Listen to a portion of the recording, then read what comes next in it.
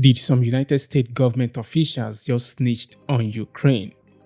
Welcome to The Immigrant. My name is Eze, and on this channel I talk about politics and ideas that shape our world. And in this video I'll be talking about the late Daria Dugina. And it's been over 2 months now that she was killed in a car bomb. And I'll be talking about her because there's a new development about her that I read on New York Times. And the article's title is this: US believes Ukrainians were behind an assassination in Russia.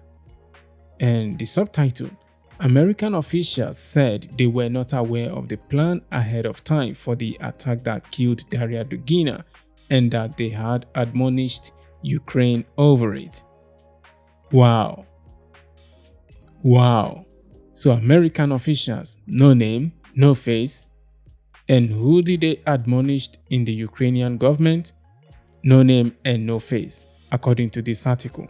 What I'm going to do is to read a couple of paragraphs from the article, and I'll leave the link to the article below in the description below the like button, and you can go ahead and read the entire article. It's fairly short, it won't take you more than 3 minutes, and you can make up your own mind if you're interested in reading the article.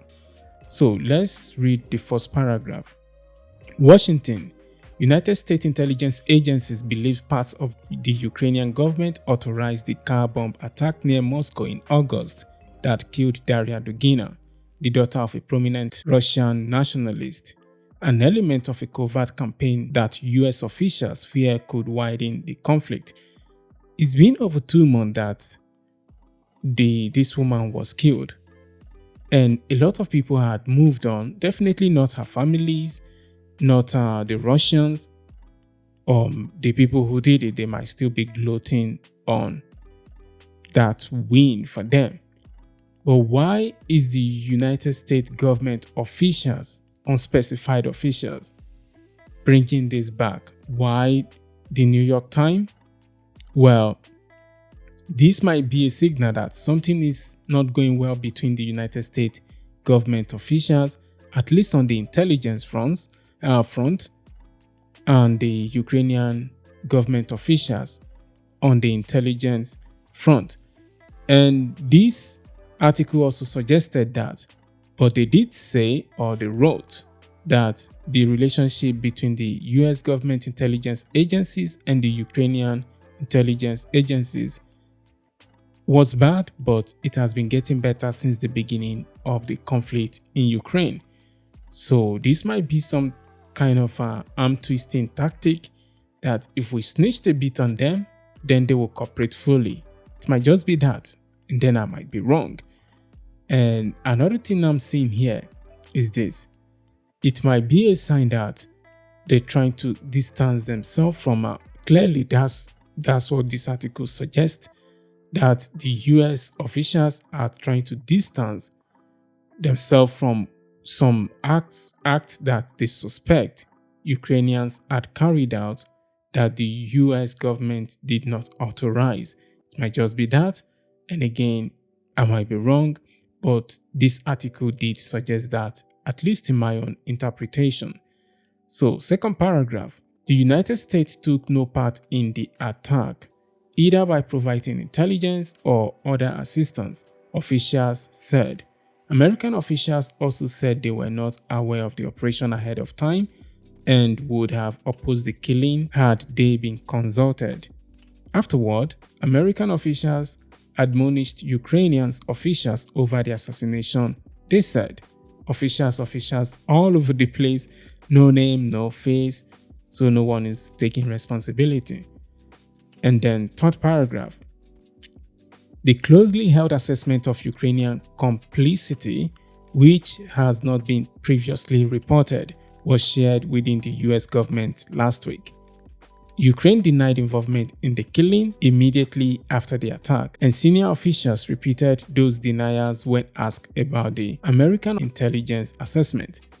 It's clearly a signal that something is about to improve, because maybe you blackmail them a little bit, and then they listen to you, and then the relationship continues.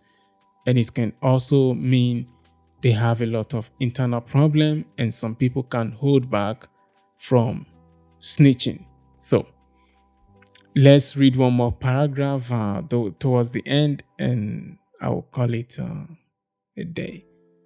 US officials would not say who in the American government delivered the admonishment or whom in the Ukrainian government they were delivered to. It was not known what Ukrainians' response was.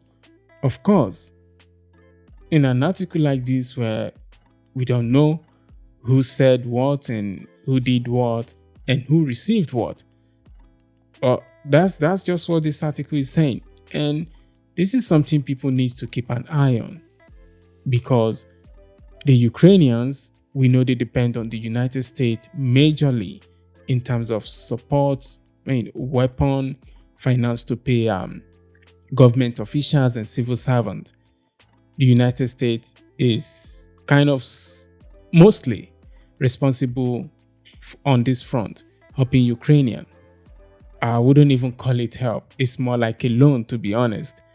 And this is happening. So they have to listen to the boss, which is the United States, take orders from the boss, or at least advice from the boss. And the boss is clearly not happy.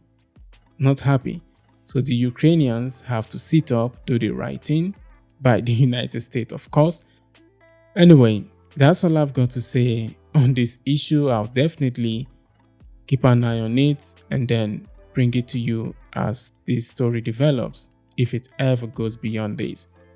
And that's all. My name is Seze once again. Thanks for watching, and you'll see me in the next one. Stay sharp.